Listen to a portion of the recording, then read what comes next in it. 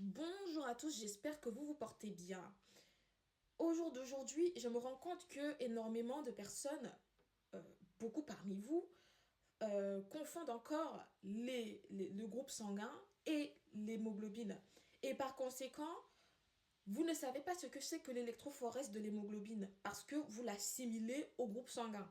Moi, je suis donc là pour vulgariser la compréhension médicale pour que vous puissiez un peu savoir de quoi il s'agit. C'est-à-dire que dans le groupe sanguin, on a l'habitude d'entendre je suis AB+, je suis O+, je suis O-, je suis B-. Ça, c'est quoi? Toutes les lettres mélangées là, c'est quoi au fait? Ce sont des antigènes. Maintenant, moi, je ne vais pas trop rentrer dans cet aspect-là parce qu'en fait, mon objectif, c'est de vulgariser la chose. Donc, ici, tout ce que vous allez entendre comme étant résus négatif ou résus positif, les résus négatifs, c'est quoi? C'est le signe moins hein, devant les lettres. Par exemple, vous êtes AB, on va dire vous êtes AB moins. Vous êtes O, on va dire vous êtes O moins. Les résus positifs, vous êtes B, on va dire vous êtes B plus. Vous êtes O, on va dire vous êtes O plus. Si on veut vous faire une transfusion sanguine, on va chercher à savoir si vous êtes de la famille des résus négatifs ou résus positifs. D'abord. Et ensuite, on va chercher à savoir quels sont vos antigènes. Les antigènes, c'est les A, B, les O, dont j'ai parlé là précédemment. On va chercher à savoir si vous êtes O+, ou si vous êtes B+, AB+, ou alors si vous êtes AB-, B-, O-. Donc, il va falloir trouver quelle est votre famille sanguine. Le groupe sanguin, c'est l'immatriculation qui va permettre au personnel soignant de savoir à quelle famille de sang vous appartenez lorsqu'il va falloir vous faire des transfusions sanguines, par exemple. Donc, c'est une immatriculation, une étiquette. En gros, comprenez ça comme ça. C'est ça le groupe sanguin. Ce qui donc est différent de l'hémoglobine dont on va parler là, dans quelques instants. L'hémoglobine, elle, c'est quoi? Et c'est quoi concrètement l'électrophorèse de l'hémoglobine? L'hémoglobine, elle, c'est une protéine. Pardon. L'hémoglobine, c'est une protéine qui est à l'intérieur du globule rouge. Pour faire plus simple, dans le sang, on a 4 constituants.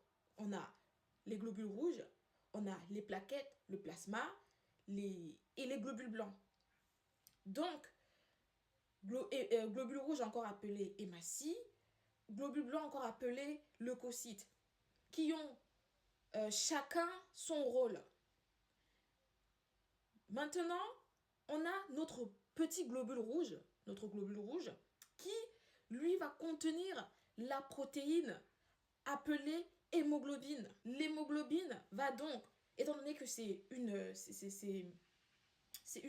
l'hémoglobine est fragile, mais très importante, elle va donc utiliser un transporteur dit globule rouge. Donc l'hémoglobine sera à l'intérieur du globule rouge.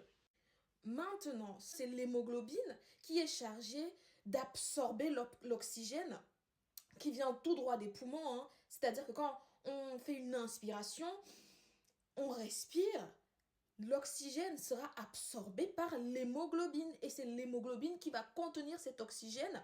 Et comme je vous ai dit au départ, l'hémoglobine ne peut pas être juste à l'air libre. Elle a besoin d'un transporteur. Quand je dis l'air libre, c'est-à-dire qu'elle ne peut pas marcher toute seule hein, dans votre corps parce qu'elle est fragile, mais très importante. Donc, il lui faut un transporteur appelé globule rouge. Donc, si le globule rouge n'arrive pas à bien transporter l'hémoglobine à destination dans tous les points de votre corps, ça veut dire que l'hémoglobine en elle-même a un problème. Le problème, c'est quoi concrètement? Le problème, c'est que votre hémoglobine ne peut plus capter ou du suffisamment d'oxygène et la conserver. Parce que c'est ça le rôle de l'hémoglobine.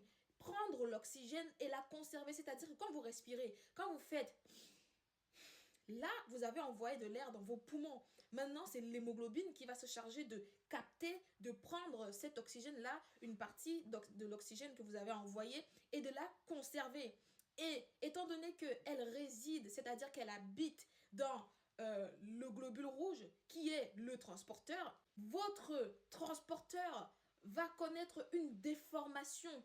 Votre transporteur qui est le globule rouge va connaître une déformation, et c'est là que on va donc découvrir des maladies, des pathologies en lien avec le sang, c'est-à-dire la drépanocytose, la thalassémie et énormément d'autres maladies qui existent.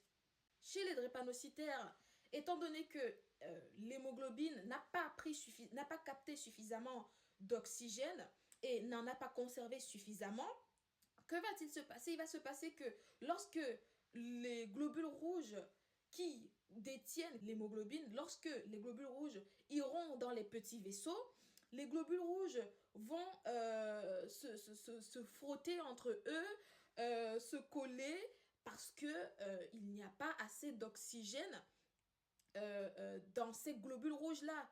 Pourquoi? Parce que l'hémoglobine n'a pas suffisamment pris d'oxygène pour la conserver et pour pouvoir la diffuser et la envoyer partout dans tout le corps. On va parler de forme en S, mais le terme médical, ce sera sous forme de faucille chez les drépanocytaires. Vous allez entendre qu'il y a des CVO, des crises vaso-occlusives et toutes les complications qui s'en suivent. Pourquoi? Parce que il n'y a pas une bonne oxygénation du sang. Il n'y a pas suffisamment d'oxygène, suffisamment d'air dans le sang. Lorsqu'on va faire les examens de l'hémoglobine, cette électrophorèse de l'hémoglobine là, quand on va faire ça, on va découvrir que votre hémoglobine appartient à, elle appartient à une famille parmi toutes les familles qui existent. On a l'hémoglobine A, souvent écrit HbA, l'hémoglobine S, souvent écrit HbS, l'hémoglobine F, HbF. Donc, il y a différents types, différentes familles d'hémoglobine et on va détecter à quelle famille la vôtre appartient. Dès qu'on détecte, si supposons que votre hémoglobine appartient à la famille HbS, ça veut dire que vous êtes drépanocytaire, vous êtes malade. J'espère donc avoir pu vous aider, avoir pu vous éclairer. Sur ce, je vous remercie d'avoir écouté ma vidéo. Je vous dis au revoir.